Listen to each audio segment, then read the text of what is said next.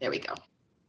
So my name is Melissa Navarrete, and I am a volunteer for Operation Underground Railroad.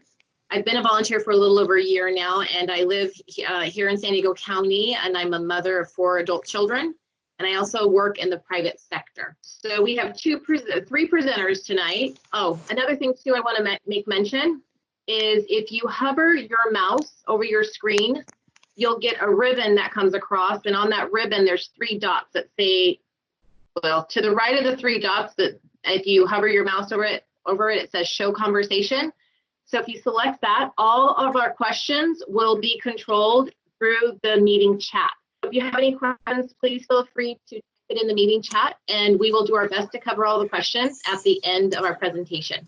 So our first presentation, our first presenter tonight is going to be Susan Billings.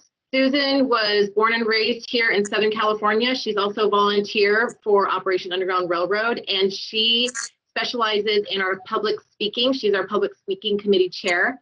She's also a mother of 6 children, 3 of whom are adults, and is passionate about serving in her community. Our next presenter is a special guest. We are very fortunate to have Angie Forbes here on with us. And Angie has been in law enforcement for the past 17 years. She served as active duty in the United States Navy. Later, she worked as a civilian for the Department of Defense, where she conducted general criminal investigation. In 2010, she began her career with Homeland Security Investigations, and this is a really neat fact, and we didn't even know this until we got on the phone together. Angie met and worked with Tim Ballard. Tim Ballard happens to be our founder of Operation Underground Railroad, so this is full circle. I think it's pretty cool. She's been working in the child exploitation investigations for the past 9 years. And last but not least is our fearless leader, Christy Gavin. She is our team leader here in San Diego County, and she oversees all of the volunteer activity here at the local level for Operation Underground Railroad. And Christy has also been with O.U.R for a little over a year, and she truly is the wind behind her team, and she's a mother of 4 children. So at this time, I'd like to turn it over to Susan Billings, who will be our first presenter, and then we'll go from there. And everyone, please be sure that you mute your line. I'm hearing some background right now, so it's important that you mute your line so that everyone can hear the presenter. Thank you so much. Okay, so if you're new to this, if you're doing it on your phone, it's a little different than when you're doing it on your computer.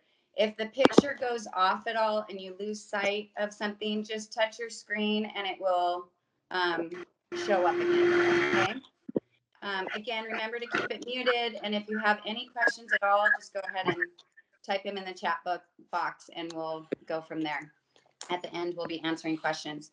Okay, so I'm so glad you're here. I think this is a fun way to do it. One of the pluses of COVID has been that we've turned to somewhat of an online world, and we have these great just mediums to be able to communicate and do something a little bit different. So I'm used to speaking in front of an audience. I like speaking, especially in regards to this topic. I'm very passionate about it.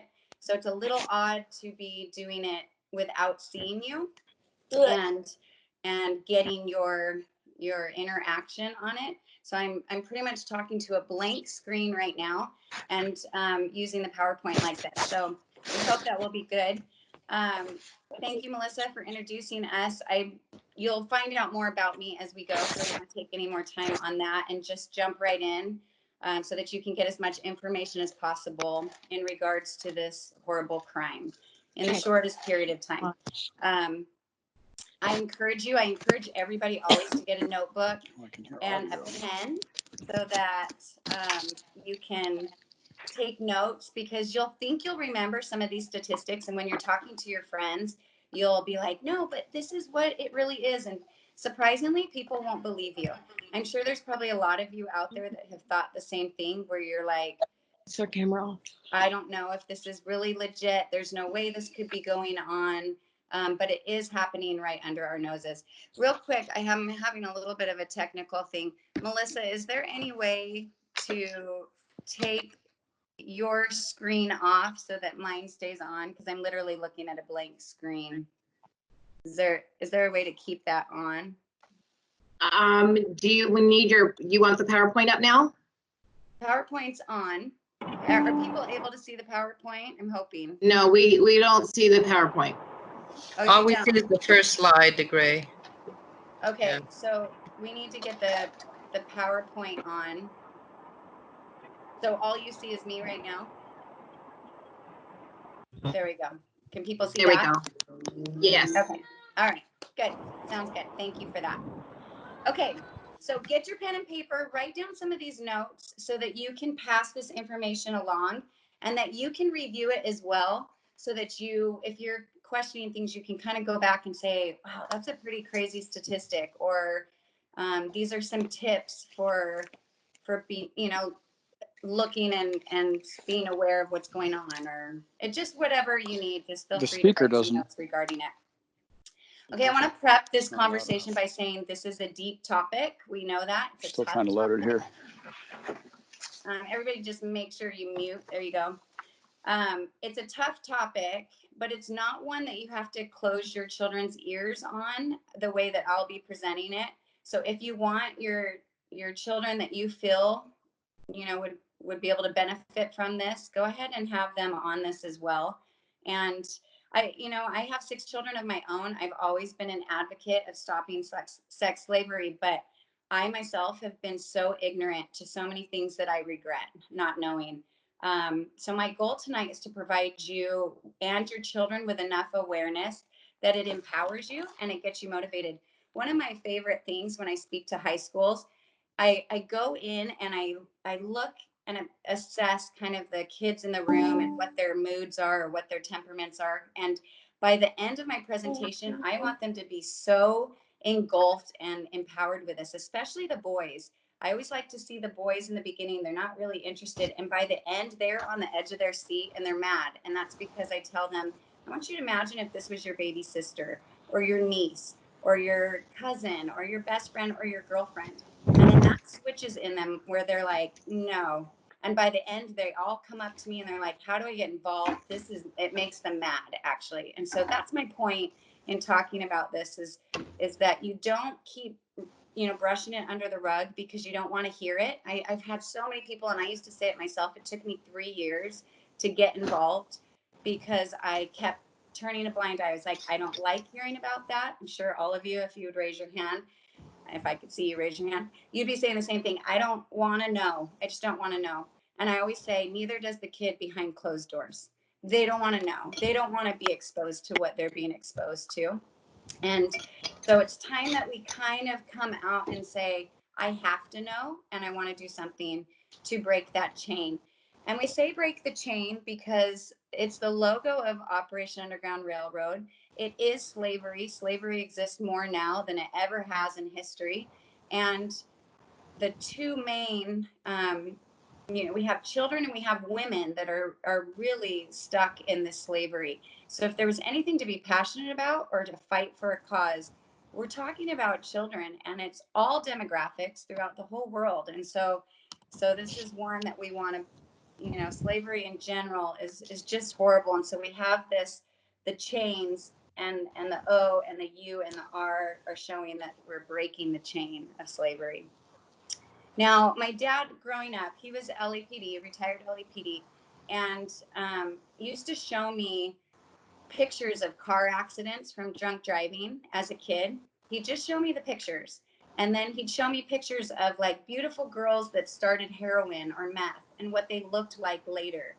And so it wasn't that he was doing, I guess it was somewhat of a scare tactic, but he wasn't controlling me. He was educating me so that I could govern myself. He wasn't saying, no, Susan, you can't go to that party because there'll be, drugs there, or alcohol there. But he got me thinking enough that I wanted to stay away from it with a 10-foot pole. I had no desire to start looking like that girl that I saw, or have my car or my, be in an accident like he was showing me. So I really think it's important that we teach our kids the information and show them really what happens, that it's not the glamour that it starts out as, that it leads to this, that they're scared enough. And again, when I speak in high schools, by the end, they're kind of giggling because you're mentioning, things in the beginning. By the end, they don't want it. They're telling their friends, not to be involved. And And that's what awareness does. So again, do not shelter your kids from it because it's an uncomfortable topic. Make it where they're seeing the, what really happens when they get themselves involved, especially in social media. And that's what we'll be talking about tonight. Okay. So tonight we'll be learning. You can go to slide 1 there. Tonight we'll be learning how social media can facilitate and it also can fight child sex trafficking. As with everything, there's good and evil in the world, right? We know that. We're constantly trying to fight the evils of the world. And there's always two sides. And so with social media, with the internet in general, we know that there's a lot of evil, a lot of evil. And so we're trying to just raise this team of awareness so that that army of good can be much bigger to combat that evil within this realm of the internet. But if you're brand new to the organization of O.U.R. in general, it's Operation Underground Railroad. And you can find out so much information regarding it. I'm not going to talk a lot about that right now and how it was founded, but you can go on and see incredible YouTubes, documentaries that these operations consisted of. You can find out anything you want, especially going to the website as a whole. And we'll give you more information at the end so you can learn what our organization actually does. So let's just move right in to what trafficking really is. I want to just debunk the myth right now that trafficking exists only in other countries or at the border or in poor communities. I think when you're new to the term trafficking, you have in your mind what a trafficker will look like, what the victims maybe even look like, that maybe they set themselves up for this. There's a lot of things that we go into with misconceptions, thinking that, well, that doesn't happen in my country, or that's not in my neighborhood or my area. I was speaking at a high school in San Marcos just recently, and the teacher pulled me aside right before my presentation and said, I want you to know that 4 of the girls in this classroom have been trafficked. So just be mindful and sensitive to that. Now, this is San Marcos.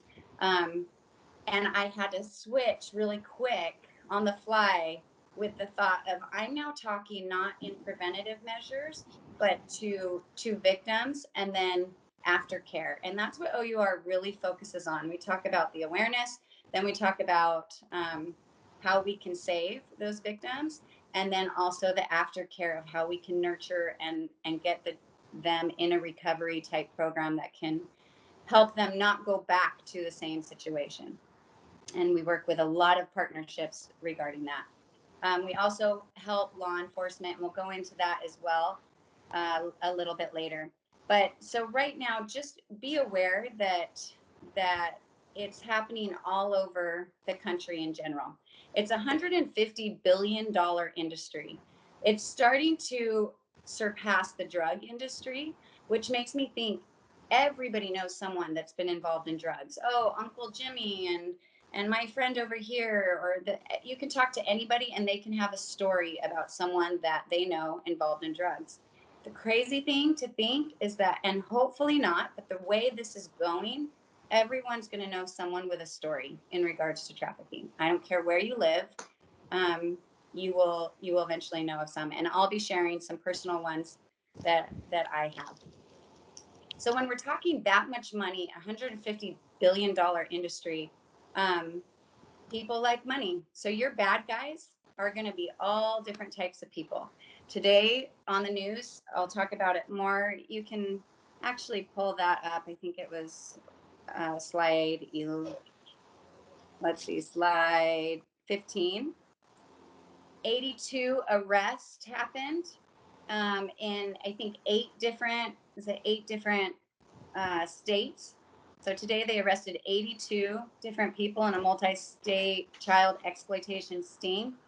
They arrested firemen, preachers, coaches. I mean, they had all different types of people that were involved in this, and that's just showing that that's what's happening here. There were 31 people in Georgia, 82 people as a whole, and a fireman, a county leader, a youth group leader, a school band director. So get out of your head that it only looks like a certain type of person. Usually on my slides, I show you different people and victims, because even the victims, you look and you would never think that that girl would be involved in this. Never. And then you would never think that the perpetrator would be that person. There was one person arrested that was actually serving You're watching. We're talking about leader in his church congregation and working the vice squad on the police department. And O.U.R. had been involved in taking him down. And so just, it can be anyone at any time. Anyone who's new online right now, if you can just mute your little screen there, that would be helpful. Okay, so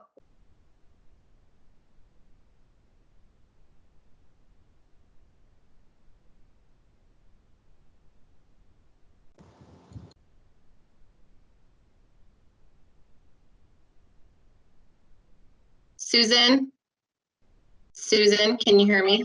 Sorry, I muted everybody, including you. So can you unmute yourself when I'm going to mute everybody right now, but watch for it and then mute yourself. Hold on. Unmute yourself. Okay. Okay, is that better? Okay, I'm hoping that's good. All right, so if it's not, just jump back on and tell me. So they go in undercover. They're not even disguising themselves, because they are just, in fact, if you can remove your screen again, Melissa, I'm sorry, mine keeps going off. I don't know if you're able to do that. Okay, so as a, and then we've got to get the PowerPoint back on. Sorry, there we go. Perfect. So they go in undercover, but they're not even going in undercover, because they're just going in as American businessmen, and those are the people that are buying these children. So there's 2 million children sex slaves in the world, and unlike drugs, humans can be used over and over again. So that tells you how much money someone can use off of just one child or one situation. Now, just in San Diego alone, it's an $810 million business, and there's up to 8,000 victims a year just in San Diego alone. That's a lot of children. And then this one's the big stumper. 70% are born and bred in the United States. So we're not talking just people that are being brought over. They're born and bred in the United States. These are people that may be living next door to you that are involved in this. And the average age is 14 to 16. Now I want to read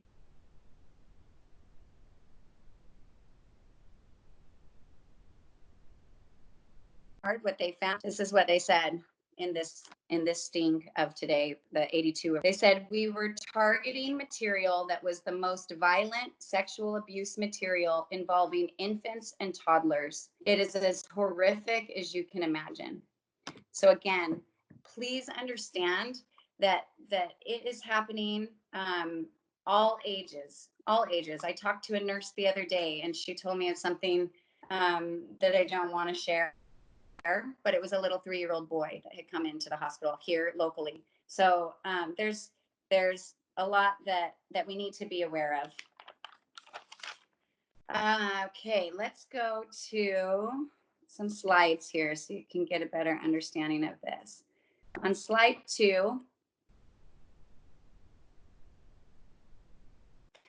we're talking now about the internet and statistics regarding the internet. The United States remains one of the top consumers of this material. It's the US, and we're one of the top consumers of internet, child pornography, and sextortion. That's pretty crazy. Every 5 minutes, the Internet Watch Foundation is finding web pages that are showing a child being sexually abused. Every 5 minutes.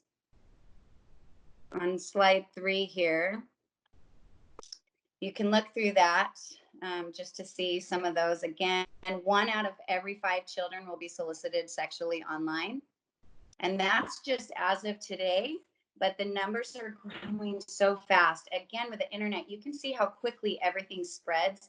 And when people know how much money that they make, this is where our numbers are going to go quickly. So right now, 1 in 5 children.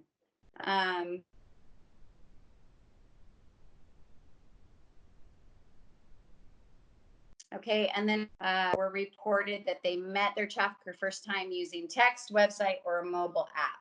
All right, so that's how they are finding their victims. Now, social media is like a catalog for predators.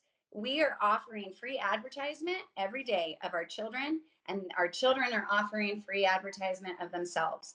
And so these traffickers know exactly how to look and scroll through the catalog no differently than you do when you go on a website and you're looking for something specific from Pottery Barn. You're going to scroll through and look for a blanket that you want or whatever you want. You know what you're looking for. Sadly, we are providing them absolute information. We tell them where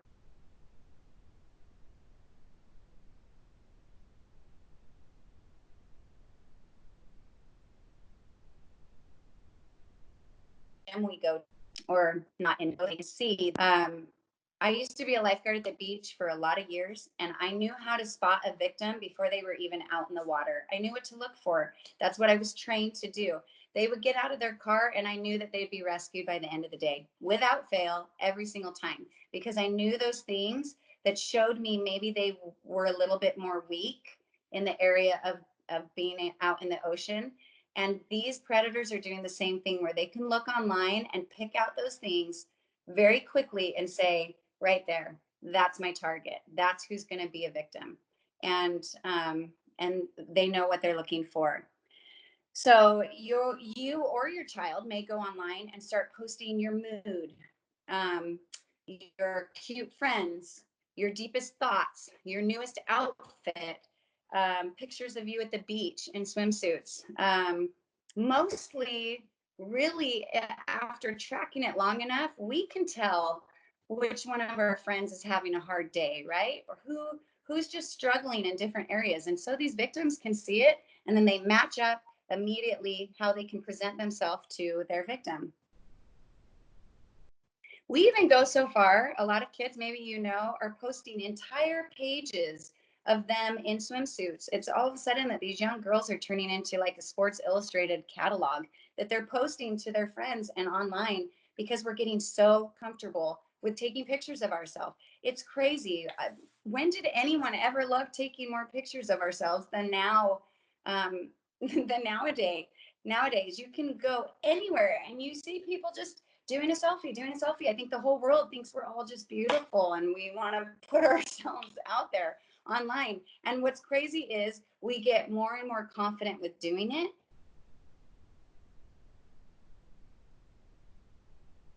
More and more relaxed in how we do it. So these strangers come around and they pose themselves as a lot of different things. A lot of times as a child that is their age. So let's go. This is kind of the cycle.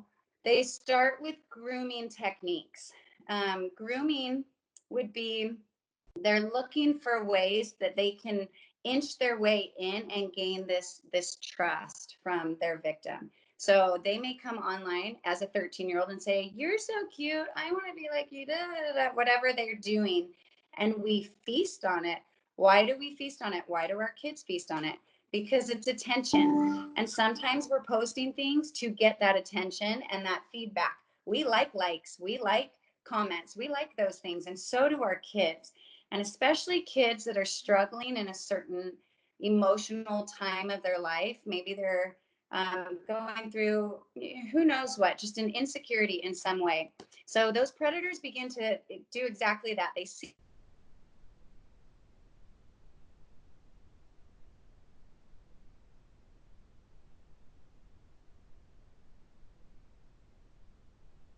and those saying that they're an age and they're not. Could be they could say that they're a girl that's 13 years old and it's really an old man somewhere. You can't, there's no way to see that. And so they start this dialogue and they move them through manipulation to go privately and start talking. Now, what happens when kids start to go private? What they would never say in public around their friends or around their parents or family, can be very comfortable saying behind the screen. What they maybe they're lacking social skills in general, and the screen is their way to be able to come out and be a little more open. And so these predators feast on that and start to pull out information from them. That kid could be struggling with money. So what would a predator do? Well, I'll Venmo you some money, or you don't have a phone, I'll buy you. And before you know it, they're starting to maybe buy them gifts or that relationship of trust. All right. So that's how they start.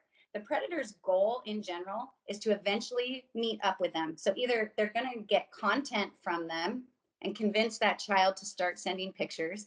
And again, if you think that your child would never do that, guess again. Behind closed doors, they do a lot of.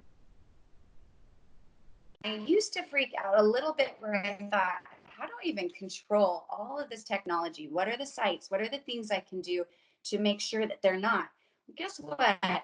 Kids are going to find what they want to find especially if they're starting to feel controlled. But again, if we teach them what happens next, they'll be so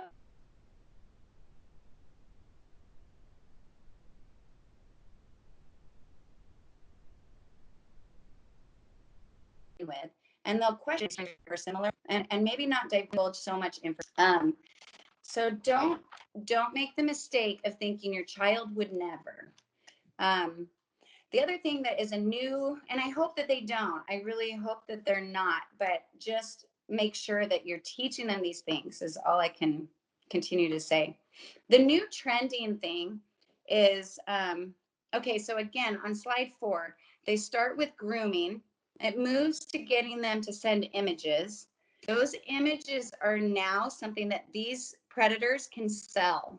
So without even the person's consent, obviously, they now have images of them and they can make a lot of money off of those images. So that's their main goal, is to try to get these kids to just send them images. And then they use sextortion, which we're going to talk about in a little bit, and sell it through pornography. And then hopefully what they're trying to do is get them to meet in person. All right, so we're going to go to one that O.U.R actually came upon. It's an Instagram account that a concerned family friend sent to O.U.R. It's on slide 6. Now, this girl was a 15-year-old girl pursuing modeling. It seems like that's very, very trendy right now. People, again, are comfortable with taking pictures, so they're taking a lot of pictures of themselves, and these predators will come in and say, and again, everybody wants to develop a business, and being online is a great way for other businesses to find you and to expand your business. And it's not all bad. There's a lot of great businesses that are looking to help you expand. But what these predators do, they come in as a photographer, like there's some, that they are photographers.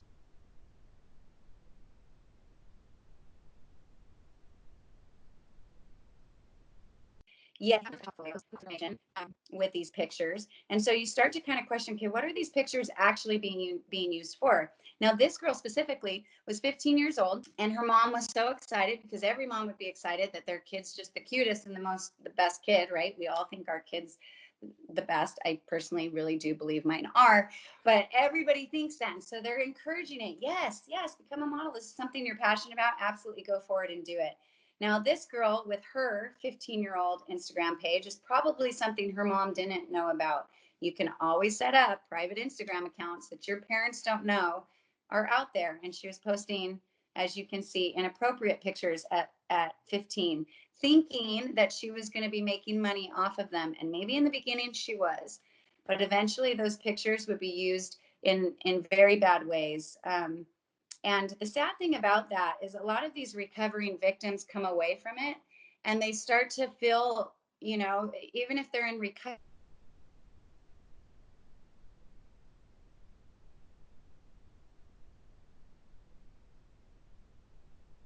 out there. I mean, teams can try, but their pictures are still being out there. So let's just look at a couple scenarios here. On let's see, slide 7. We have a 13-year-old, say Linda, who's 13 years old, gets on Facebook or whatever media platform that you want to use, and a predator becomes her online boyfriend. His biggest thing is to get Linda to meet with him somewhere in a somewhat public place. I had a friend call me very late at night, sobbing one time. And she said, I don't know what to do. I don't know what to do. My niece just graduated from high school. She had this online boyfriend, and he had her meet up at a grocery store. And now she's missing. We can't find her. 2 days later, they did find her, luckily. And he was involved in things that she was not wanting to be a part of. She came from a great family, a strong family. She was great in school. She just had a boyfriend that she gained online. It's not unusual, but when they can get them to meet in public, it may not be who they thought it was going to be. They're sold in person, and then hopefully are able to be found and then go to an aftercare program. On slide, let's see, slide 13, we have Amy, 12 years old, same thing, goes to her platform, Facebook. An American predator posing as a 13-year-old boy starts getting her to take pictures of herself. Then the sextortion threat comes into play, where he starts saying, if you don't do this for me, then I'm going to show people those pictures, or I'm going to show them what you're really like. Now, what 12-year-old girl wants to have to go through any of that fear at all? And the sad thing about all of this too, most survivors will say they start it, and then they're so trapped in it very quickly. And one I heard say, she said, no girl ever starts out their life at a young age saying, I want to be that when I grow up. I want to be involved in that when I grow up. They're ignorant to what they're getting into. Now we're not just talking girls. So on slide 14, we have Trevin. This true story. Trevin was 16 years old, honor roll, socially strong family. He was a great, fun kid. An attractive female predator from the Ivory Coast gets on and starts convincing Trevin that he's amazing, and started to groom him into saying, send me pictures. And they started to have this relationship behind the scenes. Then she started to threaten him that if he didn't send the money that she needed, that she would expose him, this good honor roll kid who had this strong family, wouldn't want his pictures or videos that he was sending to be out there in public. And so then she started to say, you should just end your life. You ruined your life. And if you don't, I'm going to ruin your life. 2 weeks later, 2 weeks, the time that female approached him on, Trevin ended up committing suicide because he was so placed into shame and guilt that he didn't want his family members to be exposed to what he was doing and all the threats that this woman put out there for Trevin, that he ended up taking his own life. That's how quickly they can get involved and into a downward spiral. His parents wanted this information out so that other people could be aware of it. When they went onto his phone to figure out what ended up happening, they saw that there was an unknown number that had texted Trevin over 1,000 times, some every 30 seconds. So once they manipulate them in, they hound them. It's a business, and they will not stop and not stop and not stop until that child feels so trapped in it. And oftentimes they do get trapped in it. Okay, there's on slide 12 here, everything always looks attractive in the beginning. If it means money and that a kid could have money, then why wouldn't they want?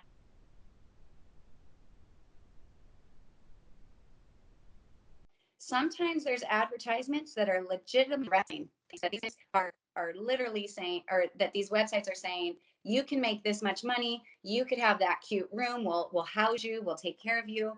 and it's a false employment. Again, with modeling agencies or whatever else, it's a false employment. And so these girls do this thinking there's no harm in this. My daughter works at a restaurant that's in a nice area, Southern California, and she was noticing a guy come in often that would bring in younger girls. He was an older gentleman. She finally, and other people in the restaurant, started to see that this was happening a lot. And so when the man walked away, my daughter went up and asked the girl if she was okay or if she needed help. The girl, of course,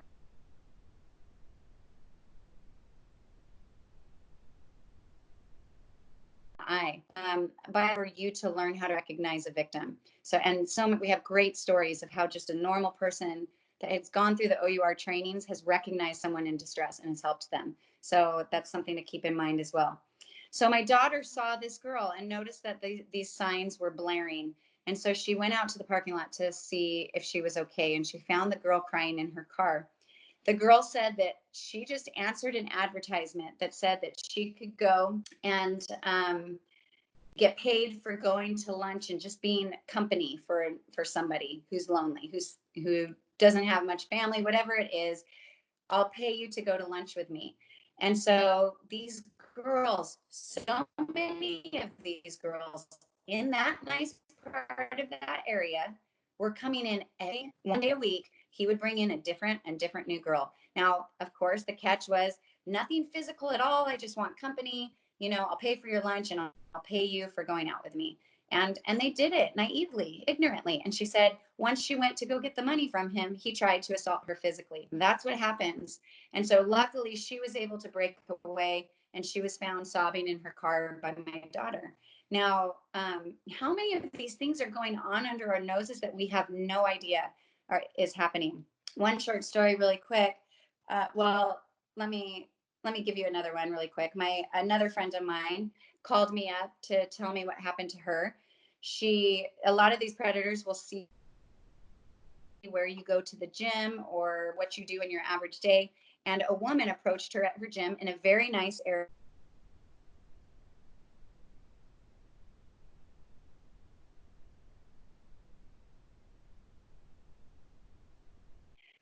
Your friend and make so much money. I would love for you to meet with me and my boss sometime so I could talk to you about it. Of course, my friend was like, really? Okay. And so she gave her phone number. The person kept insistently calling and saying, when can we meet? I want you to meet with my boss. And my friend would say, well, what's the business? What is it exactly? And she'd say, well, we'll just tell you in person. My boss will explain it all to you. A lot of times the person who's actually going out to get these girls are women. Who are stuck in it as well and trying, making their money in that way. So anyway, she said she was smart enough to say in one call, great, I would love to meet with you, and I'll bring my dad so he can learn all about it too. Well, what do you think happened immediately? Click, telephone hung up. So what was it that she would not want a father to hear the business was about? And that was in a good, again, part of town. So a lot of false employment is the way that they advertise. And it looks very good at first. And then let's go really quickly to slide 11. This is, again, a direct selling. Some girls are falling for it as direct as this. The phrase that was said is selling of your body. We employ girls, but not fat. Don't need to speak English, and girls with stretch marks are okay. If you've been stuck in immigration, we will still employ you. We can send you someplace else, employ girls 17 to 33 years old. We take care of you like family, and you can earn $60,000 to $150,000. Somehow women have become desensitized. A lot of women have become desensitized, young girls, in the world of sex. They think that that's, they're fine with it. If you can make that much money, absolutely. Or I can go sit and make money to be someone else's date for a day or whatever it is. There's some disconnect that's starting to happen. And so these girls are falling for it, and it looks very glamorous at first. I want to show you something that's tough, but I show it in my high school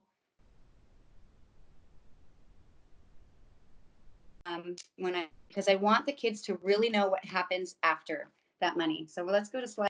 This is a high school girl. And we're going to go through a day in the life of this girl that's been trafficked in high school. And mind you, remember what I said, 4 girls in just one class at San Marcos have been trafficked. So so just remember that this is not just something that happens wherever.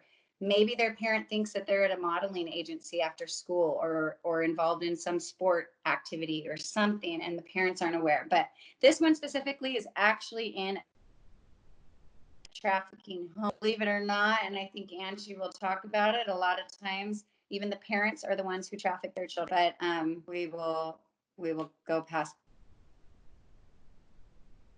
So here's the day in the life of Carolyn. She wakes up at 4:30 a.m. to make breakfast. At 6 o'clock, she cleans the living quarters and does their laundry. 8 o'clock, she runs to school late and can't focus during her math test, and doesn't answer half of the questions. 11 o'clock, she falls asleep in her history class.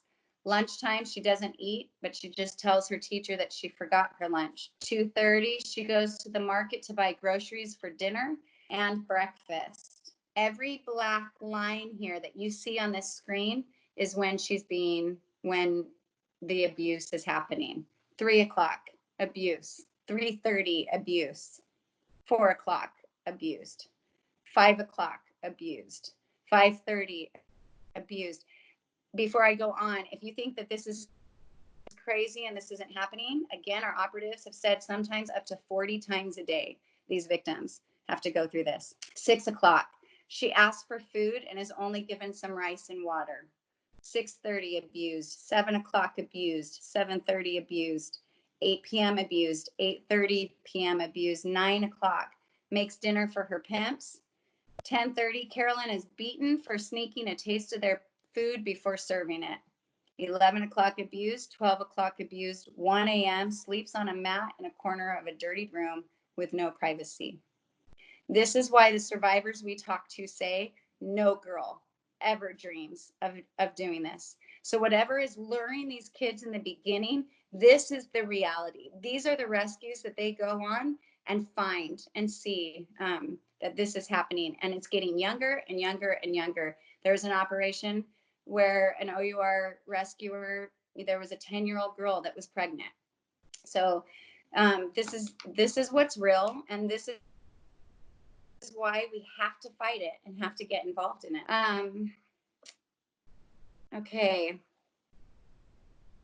I want to show you and talk about this. Angie, I'm going to turn the time over to her for how are we actually fighting this? We can go to slide 16. There's a lot that Operation Underground Railroad is doing to help and support law enforcement by doing undercover stings, more mobile forensic labs where they can go and collect the data right away and go through it to find the evidence to convict them right away. There's canine detection, which is amazing to see how these dogs can actually sniff out a lot of the stuff just on the internet. That blows my mind. I don't know how that works, but there's a lot of interesting things on there. We do training, technology, tip sharing, a lot of things that O.U.R is specifically doing, but we have wonderful law enforcement all over that is understanding how big this crime is, and now we're really getting involved. So I'm going to turn the time over to Angie here, who works for Homeland Security San Diego. And again, like we mentioned, Tim Ballard, the owner of, or the founder of O.U.R, actually trained her and got her started at Homeland Security, which is just awesome how it's kind of coming full circle. So Angie, I'm going to turn off my mic and video. After Angie speaks, we're going to go over some questions and answers on things. And so be writing them again in the chat box, anything that you're thinking that you want to ask. And then if you do want to get involved in any way, I always say, always, there is something that you can do. It took me 3 years of having the impression over and over and over again to get involved in trafficking. And I didn't like knowing, like I said, and I didn't even know what it consisted of or how or who was I. That was my very first thing I said. Who am I to help in any way like that? But the volunteers are so diverse. They have so many talents, and we need it, from just media to whatever your talent is, I guarantee we can use it. I guarantee it. There's things for aftercare where we need things for these girls as they're coming out of the aftercare. I had to a couple of weeks ago, find people that could speak certain languages so that they could be there on scene as those women were rescued and be able to speak to them in their native tongue. So just the larger our army gets for good, the more that we can deploy everybody's talents and services to make sure that these children, because they are being helped. So Angie, can you teach a little bit more in depth about what you've seen and what you know? Absolutely. Hi, everyone. My name is Angie Forbes. I'm a special agent with Homeland Security Investigations here in San Diego, California. Oh, I think we're stepping on each other. All right, there we go. Special agent here in San Diego, California for the Homeland Security Investigations Office.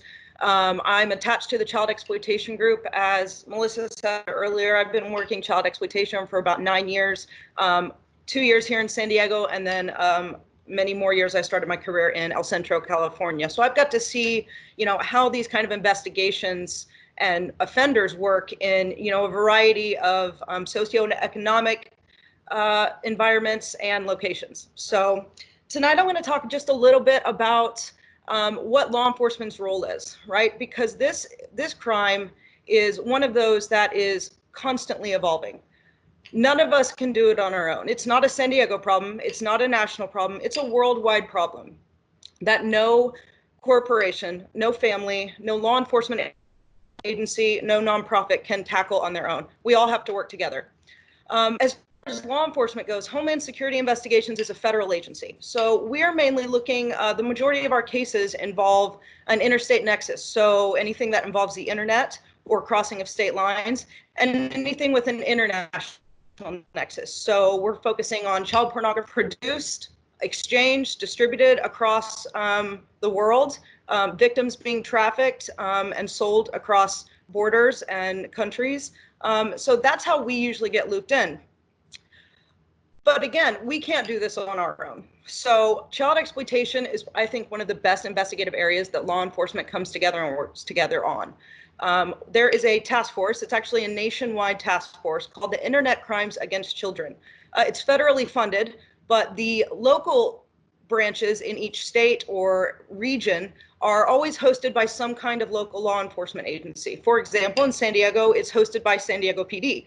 So they actually have ICAC has their own building where members from every single agency that is willing to participate will go and work out of that office, and it's done specifically to work child exploitation cases. HSI is a part of this, FBI, U.S. Postal Service, almost every state and local agency has at least one representative over there. And the point of that is to take all of our resources and all of our skills and combine them so that we can better attack the technology and the ever-changing ways that these crimes are being committed. Just a bit about how law enforcement in general receives their leads. Obviously, we have the obvious, right? We have the parent reporting that they've found out that their child has been exploited online or hurt by someone. We have schools that report with their mandatory reporting. But we also receive a lot of reactive leads from an organization called the National Center for Missing and Exploited Children. I'm not going to say that every time. Instead, I'm going to say NCMEC, just because it's much easier to say. But NCMEC is a nonprofit organization that started just to help find missing kids. And over time, they evolved into one of the largest clearinghouses for child exploitation cases that exist in the world today. With that came a heavy level of responsibility, and they were eventually granted federal authority in many ways. They are not a law enforcement agency. They're still a nonprofit, but they've been granted authority to receive information. So, for example, there's federal legislation that says that anytime an internet service provider or an electronic service provider, such as Facebook, Instagram, Snapchat, Kik, anytime any of these companies run across something that is involved the exploitation of child pornography, anything of that nature, they are mandated by law to report it. Well, who do they report it to? They report it to NCMEC. And what NCMEC does is they run it across the largest database of child pornography in the world, and then they determine where are these victims located, where are these offenders located, And they put together a packet and they send it out to law enforcement agencies all over the country and in some cases the world. So that is one of the largest ways in which kids are exploited on the internet, and we receive those leads, and then we are able to go out and investigate both the offender side, but also to make contact with the victim. And sometimes those are in different states, but we put them together working with our multi-state partners. Another way we get leads, believe it or not, Susan says she's done a lot of these. I do a lot of these presentations as well, is by going out and providing education and doing presentations for kids at schools. You know, I can't tell you how many times that I've walked away from a presentation that I thought was going to be an hour long and ended up being at the school for a few hours. And we walk away with the potential lead of an investigation of a child who comes up and for the first time is disclosing that something has happened to them. Just a little bit about kind of nationwide, and then I'm going to narrow down into San Diego specifically about how this type of crime affects us. So nationwide, just Homeland Security investigations stats alone for 2019, we had 14,224 child exploitation investigations that were open and worked. From those, we had 3,771 criminal arrests involving child exploitation, and we rescued approximately 1,066 victims. When we break that down into San Diego, our child exploitation group, which consists anywhere fluctuating between 8 to 10 members, we conducted a 10-day undercover sting, if you will, where we're going online and we're posing as 13-year-old girls, or in even cases, parents who are offering their children. In that 10-day sting, we made 4 arrests. Now, I can't get into the specifics of those arrests because some of them are still ongoing. However, I can say that the only commonality that we found was that in this case, it was all men. We found every different socioeconomic class, gender, occupation, occupation, you name it, we found it. We arrested a lot of military. We got several registered sex offenders who had already been in trouble for this when we're actually on the registry. So again, the only commonality there was the fact that they were male, and that's not even necessarily accurate. We do have investigations that involve women as well as exploiting children. In terms of those cyber tips that I talked about that NCMEC send out all over the nation, if you don't think it's happening here in San Diego, the local ICAC office receives on average of 50 cyber tips a week. So if you can imagine farming 50 leads a week out to the limited law enforcement agencies that we have here all working together, it's quite an issue and it's ongoing, and it never gets slower. It always tends to get a little bit faster. Especially during this time with the COVID-19 crisis, we're receiving more. Why? Because more kids are online. So more exploitation is happening online. Everybody always likes to ask me, so Angie, you do this all the time. What are the apps that you see that are the problem? What's the app that my kids should stay off of? And the reality is there is no good answer for that. The internet and technology are amazing things. They can do amazing things for us. But with every great step forward, there's always a bad side to it. There's always a downside to it. So there is no one app that I would say is the worst for kids. I just found out about one, U.R, from my local ICAC partners, that we've started getting leads on. None of us had ever heard about it. And all of a sudden, bam, we're getting those leads from U.R. And it's essentially an encrypted chat app. Offenders are always looking to mask themselves and protect themselves. And kids drive the technology. If the way that apps are pushed and funded in this country at this point is the kids. Whatever app that they find to use, communicate with their friends, play games, those are the ones that are going to get pushed out, and eventually the rest of us adults are going to end up using them. The offenders stay on top of that. They are definitely in the know about what apps kids are using, because that's how they're going to reach out and find their targets. So I'll mention one app, not the worst by any means. There is no one app again, but Snapchat seems to be something that all kids have it. Just about every kid we talk to has a Snap. What's your Snap, right? But the problem with Snapchat is that you can set your settings to the second you send something, it disappears. So if an offender and a child are communicating and exchanging pictures and messages that they don't want anyone to see, those messages are deleted right away. So when law enforcement is finally alerted or parents are finally alerted, all of those things aren't necessarily there to see the history of what's ended up happening. But again, there's no one thing. There's online gaming. Almost every online game at this point has a chat function. People can play games and they can connect with each other. Anytime there's a possibility to connect together, you have the possibility for a child to be exploited or at least exposed to something they may not want to be. Just a quick touch on the struggle of some of the struggles that law enforcement is seeing currently. End-to-end encryption. A lot of people are probably seeing articles about that out in the news. Apple really fights for end-to-end encryption. They're trying to get Messenger to go that way. But end-to-end encryption is essentially two people are communicating from anywhere utilizing this app, and their communications are secure. Those messages in between cannot be intercepted, and they can't necessarily be stored. So, for example, I get called to a school and I go make contact with a child, and all of a sudden a conversation had turned really bad, and he or she started receiving pictures from a person over an encrypted app that they didn't want to see. And so they alerted a teacher. Well, we go in there, and if that child has gotten scared and deleted that message from their end, the offender might have it, wherever that offender might be, but we're not going to be able to see that unless it's on that phone. We're not necessarily going to be able to go up into the cloud or go up into and request that content information. So end-to-end encryption is starting to make law enforcement a little bit more weary about being able to find the history of chats that we find between kids and offenders.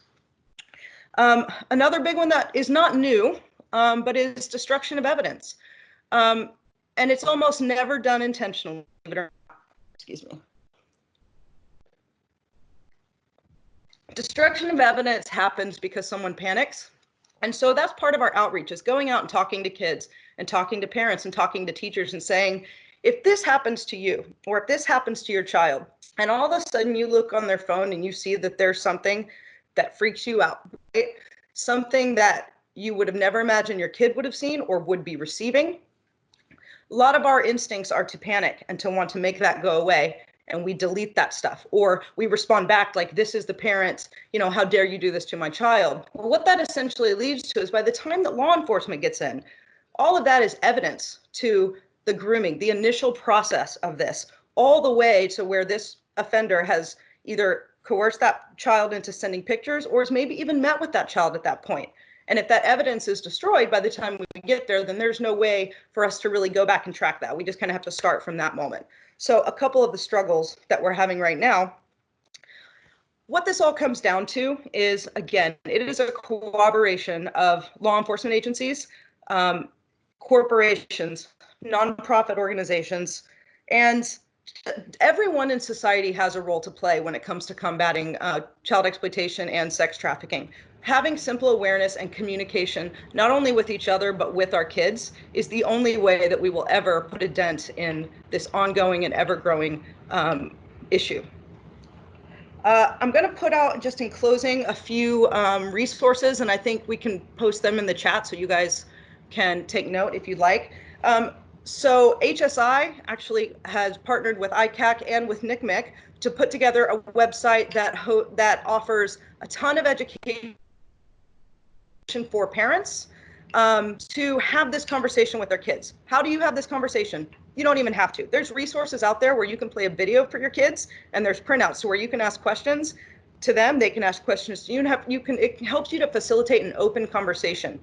So that first one is from ICE. It's www.ice.gov/topics/iGuardians. Again, you don't have to remember that. I'm going to post it in the comments. And then NCMEC has their own website as well that offers something very similar. So it's more just, which style. You can go in and look at both and see what kind of suits your needs. NCMEC has all various age ranges, right? Everywhere from 3 all the way to, to late teens, about videos and resources that you can use to talk with your kids about that. And that is just missingkidswithaz.org. So we'll post that in the comments, and I look forward to your questions. Again, thanks for having me, and we apologize for any of the glitches. I know it's a virtual platform, which is, I think, new for Susan and I both. So thank you for your patience. I'll pass it back over to you guys. Melissa, are Chrissy? you? Oh, there you go. I'd like to turn the time over to Chrissy so she can share some information about O.U.R. and then we'll take some questions. I think the majority of the questions we've taken care of, but if you have any others, please feel free to type them in the chat box while Chrissy shares information about O.U.R. Hi. So as Melissa introduced me, my name is Chrissy Gavin. I am the San Diego Volunteer Team Leader. And first, I just want to speak as a mom. I'm a mother of 4, and I just want to tell you, as you've gone through this presentation, it talks about how the predators look for a vulnerability. So as you're thinking about trying to help protect your family, think about what might be the vulnerabilities in your own family with your own children, and then help educate and strengthen your relationships with your kids. Our job for O.U.R. is to spread awareness and about child sexual exploitation, and also to help with prevention and through education, and then help fundraise so that we can rescue more children. We don't go in operations, obviously, but that's Angie's job. And but we do, and also the other Operation Underground Railroad agents. But there's so much more work that can be done here in San Diego. If you have a teenager at home that would be interested, we would love to help them set up a Students Against Slavery Club in their high school. I think that that's one of the most important things that we can do, because it's so hard to help survivors once they've gone through this. It's just such a hard thing, and prevention really is the key to changing the course of human trafficking and child exploitation being a growing problem. So the schools, that I think that kids are going to listen to their peers before they're going to listen to an adult. And I also think that friends are going to see signs of trouble with their friends before teachers or parents will. So I think that Students Against Slavery clubs are extremely important and valuable, but there are many opportunities to serve and volunteer. Just becoming aware and being educated yourself is the first step and extremely valuable. Passing on information to help other people become educated and aware is also invaluable. And then if you're wanting to involve yourself even more, you can go to www.OURrescue.org, click on Join the Fight, and you can fill out a profile, a volunteer profile. If you're willing to help, we need you. Thank you so much for attending this conference. We really appreciate your time. And any questions that you have, Angie's going to jump on now and answer a few questions from you. Can you guys hear me? One thing real fast. So sorry. If you can put up the PowerPoint, Whitney, of again the website or information or any of, let's just get that one up there for people if they can't find it. And also keep in mind that it's not just for San Diego. I know there's people from other states on here as well. So it's nationwide. Anything that you are interested in helping or wanting to start a team in your area, then you can do that as well. So that's a great resource, is just to go to that website. Okay, sorry, go ahead. Okay. One of the questions, and this I think would be for Chrissy. So Lisa's asking, she wants to get involved ASAP, and I know you went over that a little bit. She is interested in working with kids in aftercare, is bilingual, speaks Spanish, has her own children. So can you perhaps elaborate on the committees and what happens after they register to join the fight? I think that's probably something that, because it's so involved, I'd rather talk offline about that. So if you just click on Join the Fight and you just give us all of your information, it will go to the various team leaders depending on your location. If you're here in San Diego, it will go straight to me. And then we will set a time where we can go off on a virtual meeting ourselves, and I can talk to you about specific opportunities to help. In San Diego, unfortunately, we don't have any aftercare facilities that we are partnered with right now. So there are just other opportunities to serve at this time. But just go on and become a volunteer, and then at that point we can talk about specific ways that you might be interested in helping. And as far as the video recording, some of you have asked for the video recording. We will make that available. Give us some time, because we don't know exactly how we're going to make that available, but we will. One thought as well, when we go out and we present, we're trying to teach people how to spot a victim and different warning signs and things like that. So if you're wanting, I always say, I'll go sit in your family room if that's what it means to teach your kids or your businesses, or we voluntarily do this. And so we've gone to all different types of organizations, churches. So be thinking of that, especially when COVID lifts, on if you want to be trained, or you want your congregation or your school or your employees to learn what to recognize within people that are coming into your business or whatever it is. That's what we do. We're bringing awareness, also trainings. So keep that in mind, that that's a way you can expand very quickly, just by you saying, hey, I want to bring this to my family or my congregation or whatever it is. That would help for sure to bring awareness to everybody. And a question for Angie, probably. So somebody had asked a phone number to call for tips. So, and then another one of our volunteers posted some phone numbers. So what would you say? So let's say, well, we're in San Diego, but like we said earlier, there's other states on here. What would you say is the best way to report tips? So to HSI directly, so again, every agency has their own way that you can report to. I can post in the chat section in a few minutes the HSI tip line. Actually, I think Trish is on here. She's our outreach, so she might be able to post that for me. NCMEC, you could just Google NCMEC. NCMEC has a very user-friendly tip line as well. That, all tip lines give people the opportunity to remain anonymous.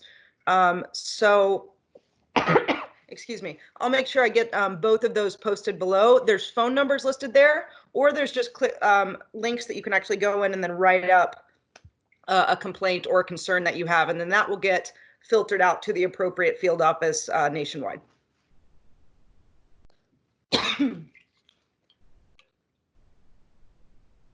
Yep, there's the HSI tip line from Trish. And then I will get you, actually, the NCMEC site that I posted just a little bit ago. If you just go to their home screen, then you should be able to find that there. Don't worry, it's not sick. I just don't think I've talked this much in weeks. Thank you. Let me answer one question real quick, is if we have any Students Against Slavery clubs so far. And we do. We've actually been able to start 6 that are up and running in San Diego County. And then we have a few that are kind of in the waiting period because their schools don't allow them to start at mid-school year. With our quarantine, it's all going to be kind of paused for a little bit anyway. So right now is actually a great time to get all the back work done so that you can get one set up, because we're a little bit less busy than generally speaking. So yes, we do have some, and we really want one in every school. So that's something that we're constantly trying to reach out and create.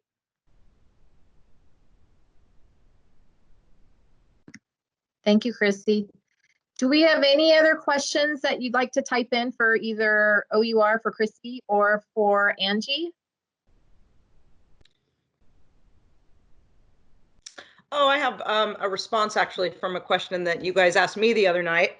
There was a question posed about why this isn't more, if it's such an issue, right? Why isn't the media on it all the time? Why isn't it all over the news? Why don't we see it on the TV every day? It's a great question, because this is a huge issue. It's ongoing, and yet it's one of the most least talked about crimes, even in the law enforcement world. So from a law enforcement perspective, the reason why a lot of that is done is, at least on a federal level, we try to seal everything that we can, not because we don't want the public to know what our investigations entail, but mainly we're trying to protect the privacy of the victim and their families.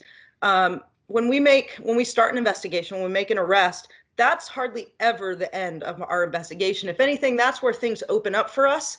Good example from that undercover chat sting that we did that resulted in 14 arrests. One of those led into victims in several different states, and then those investigations kind of rolled over, and now we're conducting worldwide operations based on just one arrest. So from a law enforcement perspective, we try to keep things somewhat quiet until the end of the investigation, because we don't know how many kids that this one arrest might have affected. So it's kind of a hard balance to find between educating the public and protecting the victims all at once, until by the time we can talk about those details and those things that people want to know, that it's not been a couple years that the investigation has gone through the whole process. So.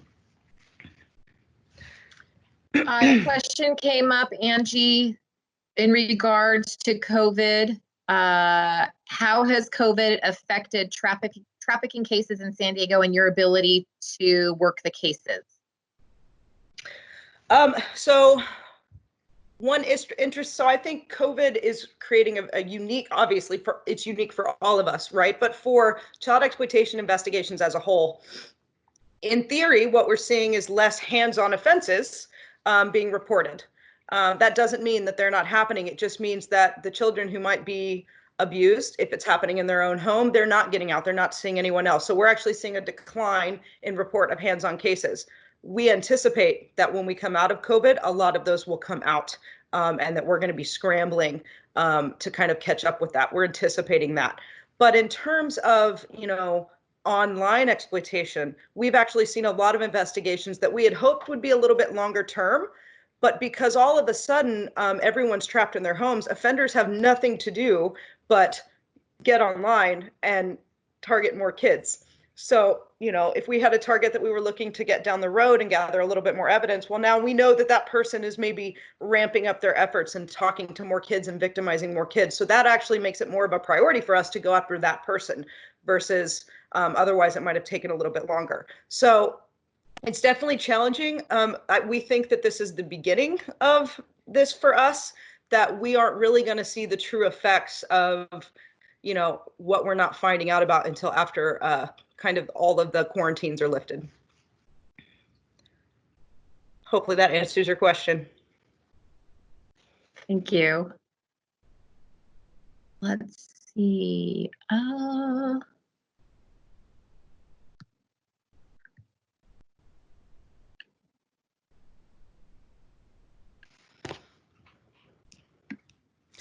Let's see. Trump, just one last from Shannon here.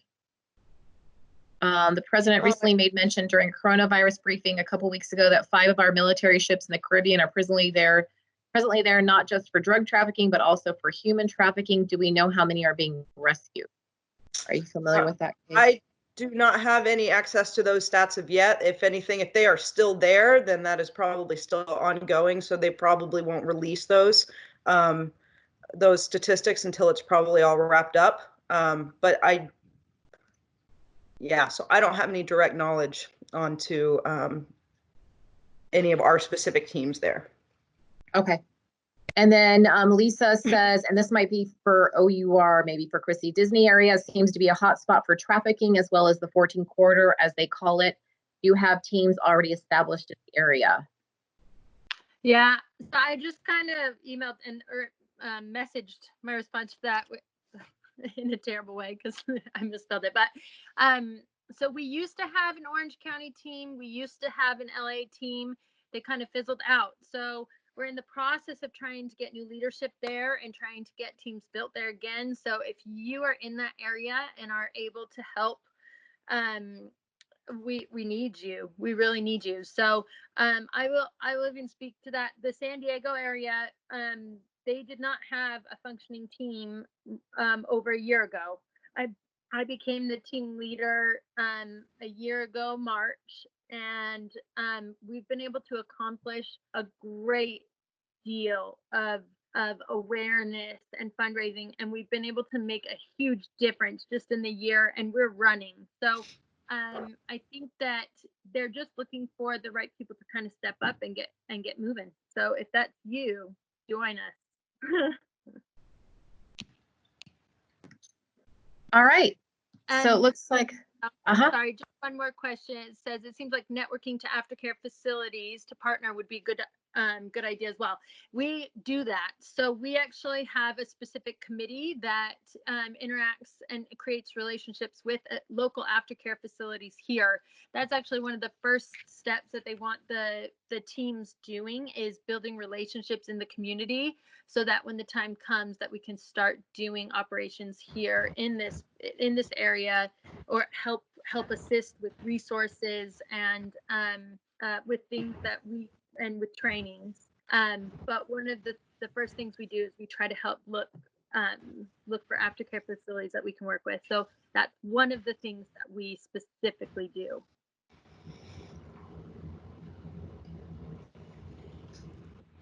fantastic.